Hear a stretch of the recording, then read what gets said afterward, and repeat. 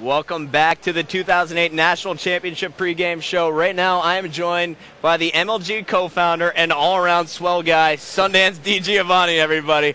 Now, Sundance, we're here in Vegas. It's not the first time. In fact, this is our 5th season. And, you know, we've seen a lot of growth in MLG since I first started working for you. Back then, you were helping me move TVs, set them up, plug them in, and now we're here in the balcony of the Hard Rock Hotel and Casino. What's going on? How has MLG progressed to how big it is right now?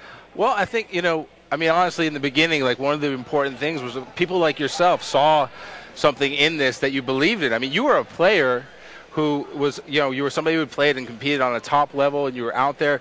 But at the core, you saw what we were trying to do, and you disagreed with some of the things we were doing, but you were willing to come in and help out. And, I mean, honestly, that's what it's kind of been about, is that I've never been a part of something where the community has just rallied behind it in such a way where they'll let you know when they think you're wrong. They'll support you throughout anything. But like, it's just been incredible. And honestly, this growth and what we see around us, this is all part of the original vision. And it was hard in the beginning. Obviously, it was just me and Mike, and it was our money, and nobody really believed in it as much as we do, except for you guys. And out of that, I look around now, and honestly, it's like, I'm proud of it. I'm proud of the community. I'm proud of the people that we have working at the company, of the relationships and the friendships that we've all made. And I don't know, like, I look around and I can't imagine anywhere I'd rather be than right here. Yeah, right now we're sitting in the Dr. Pepper Ultimate Gaming House. You know, you're making me tear up over here. It's getting all sad and salty and whatnot. But anyway, Sundance, we had huge news this week.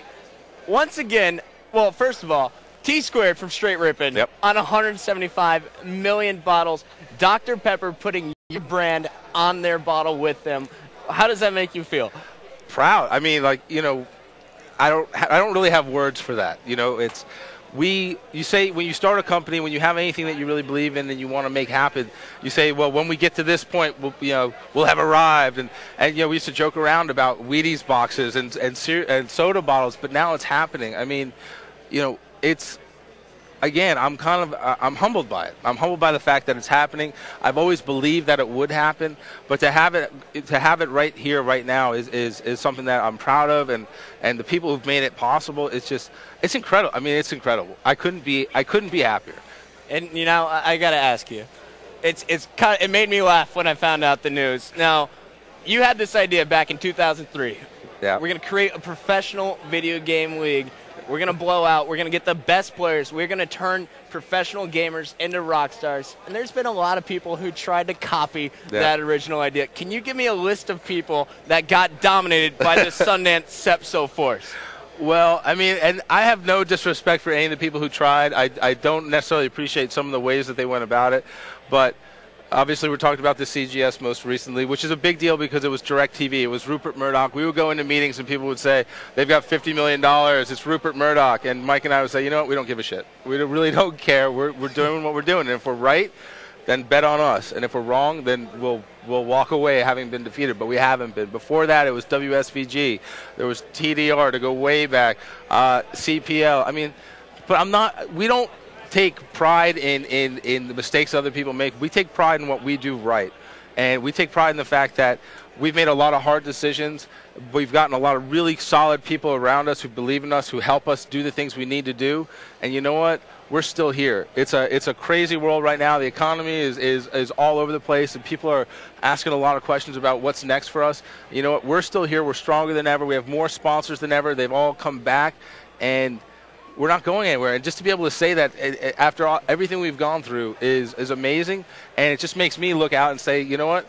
I'm excited for the future. Like, we're basically where I wanted to be on day one right now. This is where I wanted it to be on day one. It's 5-6 years later, and we're there.